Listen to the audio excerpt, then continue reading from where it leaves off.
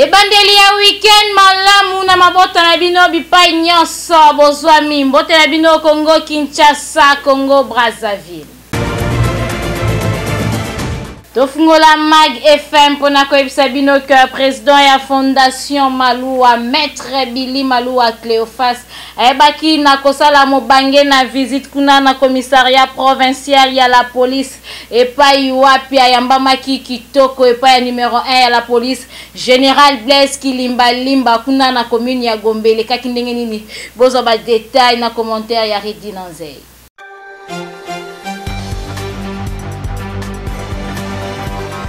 Soki moninga sali ndima mosala na ye bakulutu baloba tala lisese oyo président ya fondation Maloua Maître Maloua Billy Cléophas asaleli yango lelo akiti awa na installation ya commissariat ya police ya ville ya Kinshasa kokutana na Général Blaise Kilimbalimba pona ko encourager ye pe ko féliciter ye na ba stratégie oye aye nango na kati ya ville ya Kinshasa lokola opération Panther pe corps à corps o ezali ko kanga bakulu na o ba bebisa kimia na capitale Général Blaise Kilimbalimba azosukisa bango. Yango président ya fondation Maloua alobaki ekoki koleka boete esengeli mwana mboka azwa longonya na ye tala boye bakutani bapesani mbote pe président ya fondation Maloua akomisi maloba na ye esalaki esengo na Général Blaise Kilimbalimba oya lobi akotika te po ye azali l'homme du comportement. Mission na ye ezali kozongisa kimia na kati ya ville ya Kinshasa. Papa général bana kini bandimiyo longonya opération Panthère Noire na corps à corps Chitunga.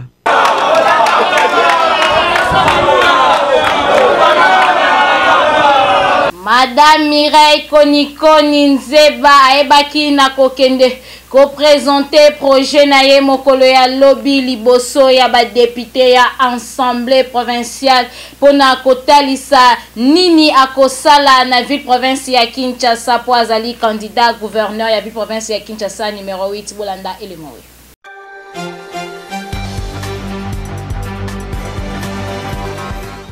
Indaki mabe mokolo ya lobby na assemblée provinciale epai wapi ba candidat gouverneur tout ba kendaki ko présenter ba projet na bango pona ville province ya Kinshasa liboso ya ba député pona yango pe yepe akendaki yenani Madame Mireille Konikoni Nzeba oyo azali candidat gouverneur numéro 8 yepe atelemaki liboso ya ba député mwasi mobali akendaki ko présenter pe ba projet na ye pour na ville province ya Kinshasa.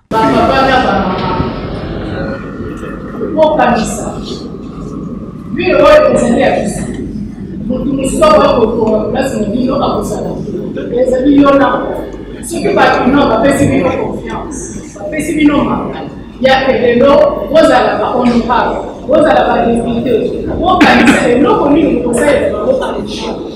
pour côté utile. Les aussi la bilan, vous faites ça mandat, il y a un problème, c'est de Kinshasa, pour recevoir, pour travailler la vie, la promesse, la chef de rue, la chef de quartier, pour construire une ville d'institution et pour la ville, il y a Kitoko, il y a Wanya, pour organiser. Ceux qui n'ont pas vu ya Kinshasa, na kopesa misala, na koto, tokotunga na bino, tokotunga na batino, na kosisa dialemo. Abetaki sete asengi bapesa ye confiance po azali wana etant que mama azalaka vigilante soki azana ndaku nyonso ezalaka kitoko akolandelela na oyo etali insalubrité na oyo etali kobeba ya banzela pe alobi ako travailler elongo na ba chef du quartier na ba chef de rue po ete Kinshasa ezonga Kinshasa la belle elongo a Kinshasa la poubelle ndenge bakoma kobenga yango. Mai solution na base design ba déchet ba origine ménagère pour permettre de faire donc on produire l'électricité ya Bino moko bomoni ndenge Madame Mireille Konikoni atelemaki liboso ya ba député pe azalaki clair na kotalisa projet na ye. En tout cas, soki ba vote ye, Kinshasa ekokende liboso, Kinshasa ekolatela mbasi. Merci maman Mireille. Nangambo Moussousou, ministre ya PVH ya ba personnes vivant avec handicap, Madame Irène Esambo aebaki na kosala bilan na ye ya 5 ans pe atalisaki lolenge nini abundi ete po ete ba personnes vivant avec handicap bazala valoriser na mboka na biso bozwa ba détail.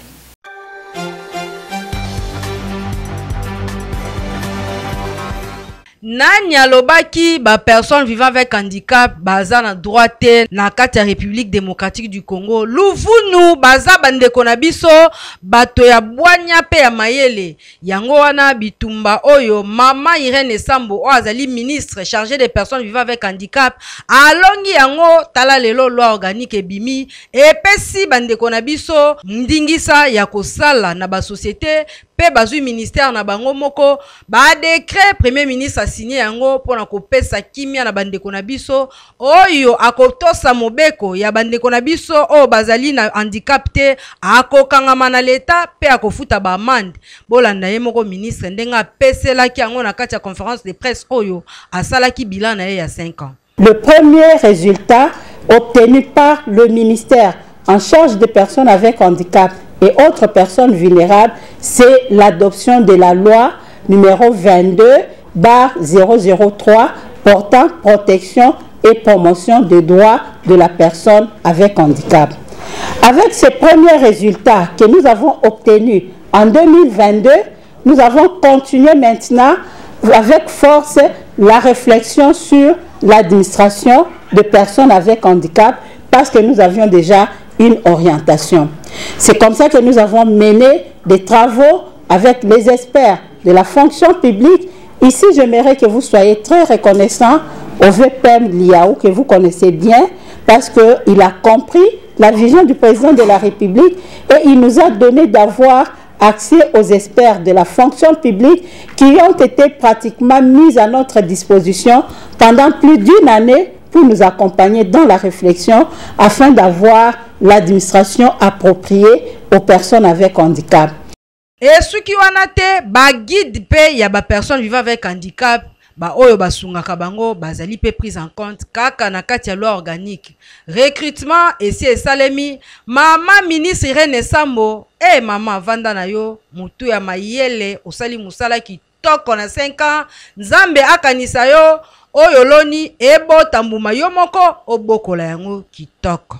Motema bolamu na ye tindaki ye lisusu nani président ya Fondation Maloua Maître Billy Maloua Cléophas akendaki ko visiter ba joueur ya volleyball ya PVH elekaki ndenge nini Bolanda.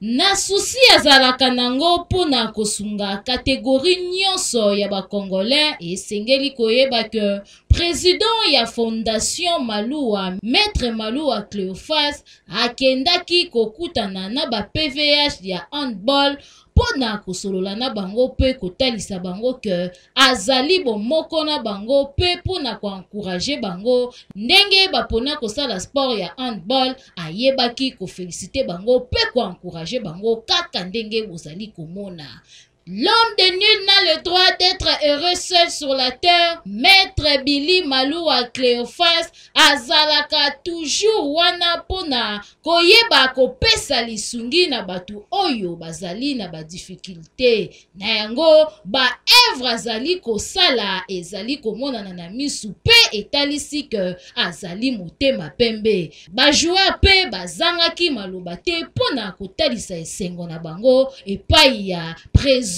ya Fondation Maloua. Esengwe tondi biso makasi pombala liboso tozaki lokwa bato basundolaki mais lelo tozwi ba parents tozwi nayebi kutu te toloba nini nzambe na lola kaka mona makambo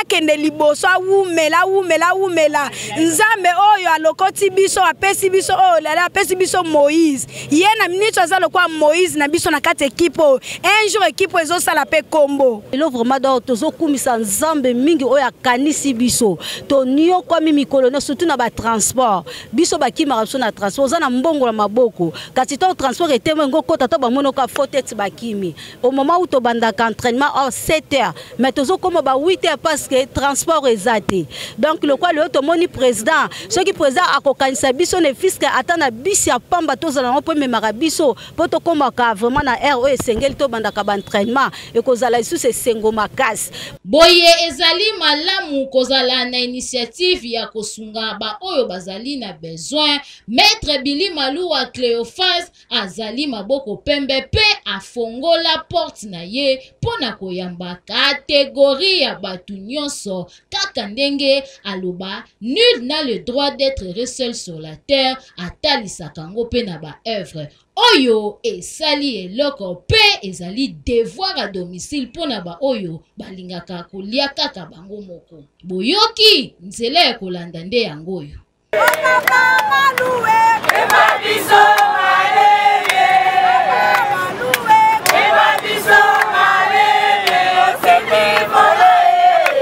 Madame Charlotte Mbombo Oyazali, analyste politique, ayebaki na kolobelela na oyo etali kobima ya gouvernement na ville province ya Kinshasa sengi na première dame Judith Tuluka ayeba kosala lombangu pona kobimisa gouvernement ya sikape asengaki na ete ayeba kopona batu oya malonga o bakosunga ye na vision ya chef de l'état apona nombre muke ole nombre belé oyo bakoya ko ambriye bolanda propos oyo.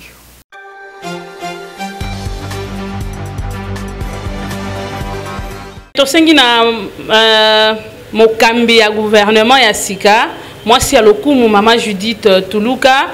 ba sunga population na lombangu penza gouvernement ebima pour que makambo etambola pomboka soki gouvernement ezati tozoka mutunyoso na mama azoteka makala na wenze so batunie mais mama boye gouvernement ebimi te mbongo na kozwa wapi donc lokola gouvernement ebimi nanu te mbongo ezotambola te banzala tokomolala banzala po soki gouvernement ebimi bon to ebi biso nyonso ndenge makambo etambolaka na mboka na biso tosengi na mama Judith asala na lombango pour que topema esengeli tozala na lipa moko ya malamu ebeli malamu ke kozala na mapa zomi mais ezotanga pati batala likambo na malamu soki tolobi tolanda kaka na nombre ya ba parti politique tozana ngo mais tozana na plus de 900 partis politiques na Congo soki ba imboka balingi mutu nyonso parti politique na ezwa ministère donc tokozana na gouvernement mulai koleka Congo na biso mobimba plus de 900 donc pour ngai 20 ministres suffisent pour gouverner le Congo. Tokende na société pona koyebisa bino ete route université oyo ekaboli commune ya Kalamu pe alimete ezali ya kobeba makasi na place ya yolo médical population basengi na autorité baeba kobwaka lisu na bango ya mibale.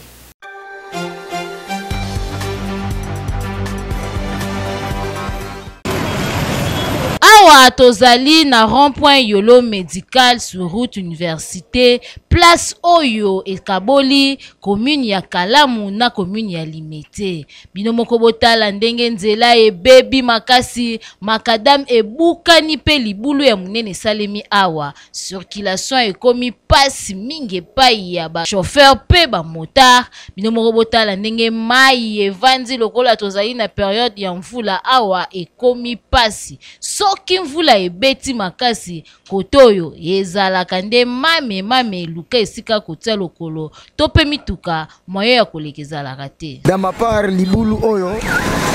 namoni yango eza par rapport ya ba carnivore ya ba mboka na biso ba carnivore eza te yango na ba mai moyo kochola eza te ba mai ya makasi ezoya moyen kokende eza te yango wana ne ezotelema na balabala ezoprovoke ba mabulu place wana libulu ezalaki ya moke mais tozomona ezofongama ezokanga nzela ekoma kriye ba embouteillage na yebi te soki bakosala nde nini mpona libulu oyo. En tout cas, Kinshasa ezali ya kobeba na oyo etali ba venu banzela mingi ezali susu na eta kitoko te. bakonzi bazosala mabe do bazosala va mabe suivez zati bazosala misala mais suivez zati nzela o bauto bokisa nkala te tala poids lourd nde basala poids lourd et c'est poids lourd epanzanaka lokwa université nde epanzanaka donc c'est-à-dire quoi babesi babatia beto bango batia beto te bazuka gudo batie mais réalité ya nzela yango ezopanzana balia mbongo place bazwa mbongo basalisa mosala normal nde basalisa mosala na nzela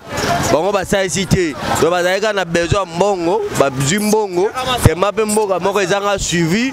ezalaka te bakonzi kaka so ayebi apesi mbongo aolandela te asala suivi nango te batuka balia na bango baenkoni balia ndenge balia na bango banzela etikala boye basala mosala malonga te baautorité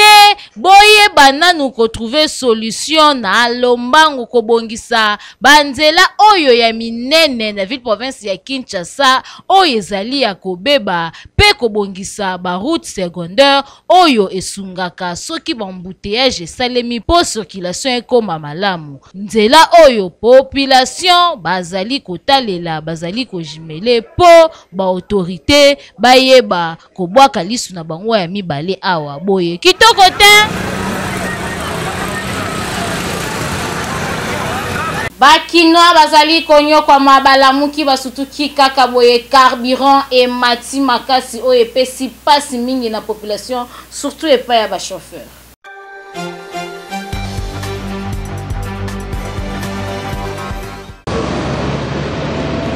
Mikolo oyo prix ya carburant ezali stable te oyo ezali kopesa bakinoa pasi. Mikolo eleki carburant 1 litre ebandaki kosombama na 3250 francs. Kasi lelo ekomi chaque station atia prix ndenge alingeli. Na ba station mususu bazali kocha 3400, place mususu 3600, pe bimutu na mutu azali kotana ndenge na ye oyo komi pasi ba chauffeur na ba wewa ba komi kolela pona yango to la muki to komi le tongo boye donc en grande surprise ben si biso non carburant et mati et ne carburant mati bongo moi je pense que et au ça population difficulté parce que biso peut tout là par rapport il y a transport ne te fonctionne pas aux monde donc aux clients net à ti magasin exemple ne carburant mati bon ça na bisa pesa 5000 notre client on s'en on déclaré comment est-ce que tout ça vous allez bien dire. Alors que le gouvernement congolais a fixé déjà prix na ye 1 litre de carburant ezalaki na 3250 francs. Ezalaki na 3250 comme na 3450 francs. Carburant matiti. Biso nde tozaboyi soki carburant matiti biso pe to matiti transport. Tant que automatise transport ba client ba loba belé mais biso pe toza problème te. Oyo ezali pasi mingi mboka na biso chaque jour makambo ebotamaka. Nengo gouvernement congolais aya kotala nanu likambo oyo ba fixer prix exact pona carburant nokite bakinoa bazali kolela yango pe ezokomisa transport pasi. Mikolo yo bakinoa bazali konyokwa makasi po ete transport ekomi pasi bazoko kate ba chauffeur bakomi ko taxer ba prix ndenge bango moko balingi baboyi na bango ko respecter ba tarif oyo gouvernement congolais apesa bango bolanda.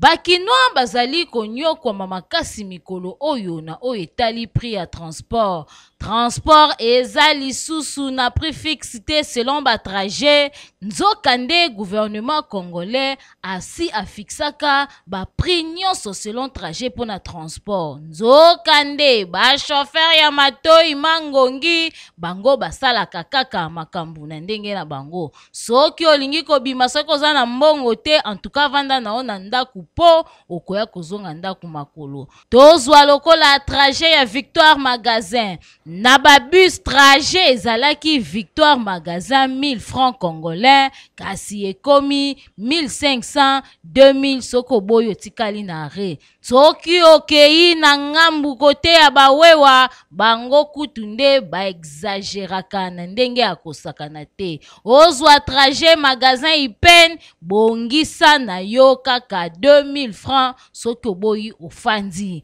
ozwi trajet ya boulevard Ipen kunande kiadi kibeni boulevard Ipen ezali na 3500 4000 ba misusu ba exagéraka bakendaka na 2000 francs soko boyi utiki. En tout cas gouvernement congolais bwakana numisu na oya mibale po bakinoa bakomi konyokwama na o etali prix exact ya transport bo fixe ba prix po kinoa asepela boye kitoko te. Wenze ya mbila na quartier Kingabwa na commune ya Limete ezali salite makasi Mag FM ekitaki kuna bino moko pomona.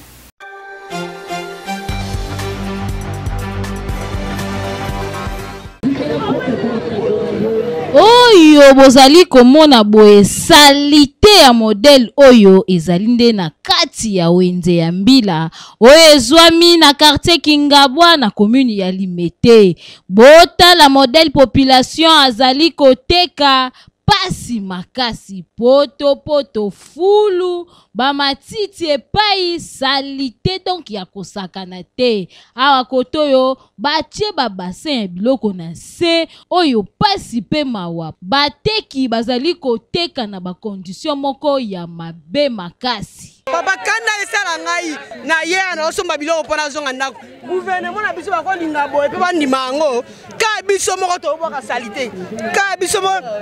to belela gouvernement yo ta makambo est-ce que ezalaka so mo moni baba boka ba salite ba pondu oboka ba milangi bako kanga biso te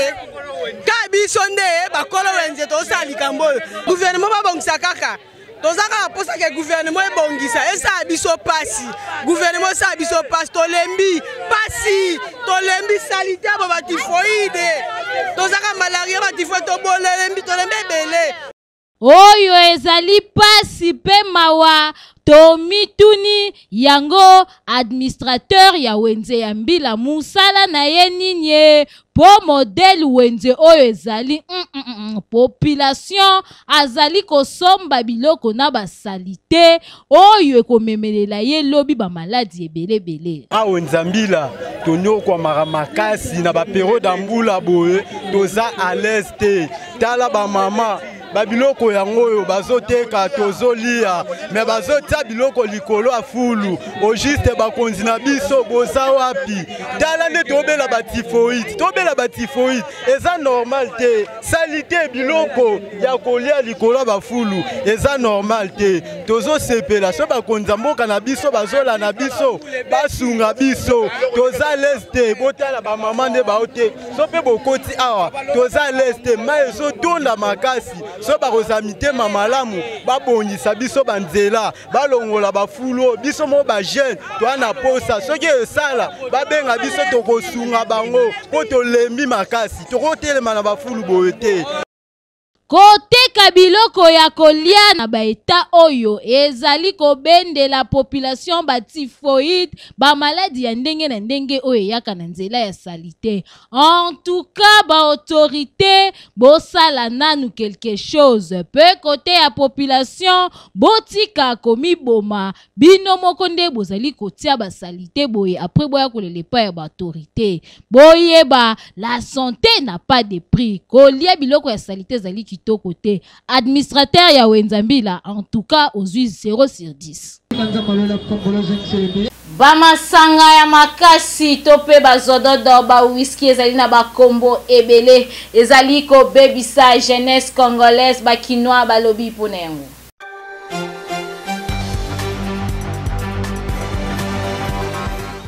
Mag FM s'intéressaki na babiloko oyo babengaka masanga makasi ba whisky bazododo oyo ba jeune bakomi komipesa komela yango nzokande biloko oyo ezali ko détruire jeunesse congolaise oyo ezali kosala pasi mingi soki bazali komela etindaka bango bakendi kosala makambo mabe. Ya pasi ezali ke bamasanga makasi oyo ekoma nango kotekama na liberté na bakwe nyonso ya banzela ya ville province ya Kinshasa. Okomona mwa mesa moko ezali wana bazoteka ba whisky etekamaka nango pe moins cher 1000 francs 500 francs ozana kwiti na yo ya ofele. Non maman eloko wana comme à public te. Eloko mo l'état faut condamner en wakanga. Ce qui est grave c'est que na ba policier ba komi komela eloko wana. Bango ba batu mo faut ba kanga bato ba mela biloko. Anta mo ba komo mela ngo eloko ape. On va participer, on va encourager les jeunes à faire ça. Nous sommes bien sûr, oyo ekomi kopesa pasi mingi soki to ya bakulu na ekomi eleve ezali suite ya babiloko oyo pe po mingi soki amelite bavandaka kimia une fois kaka che drink na ye okomona komi bisala sala kobotola batu mbongo na yango toko interpeller mingi na bakonzi ya la police atia pena nulisu na ye ya mibale na dossier oyo ya bazododo pe ba whisky ya makasi sanction moko ebana kosalema po biloko oyo esila etika koteka makana liberté po biloko oyo ezali ko détruire ba jeune na biso boye kitoko te. Tokomi na suka ya Mag FM kasi tozali na page rose.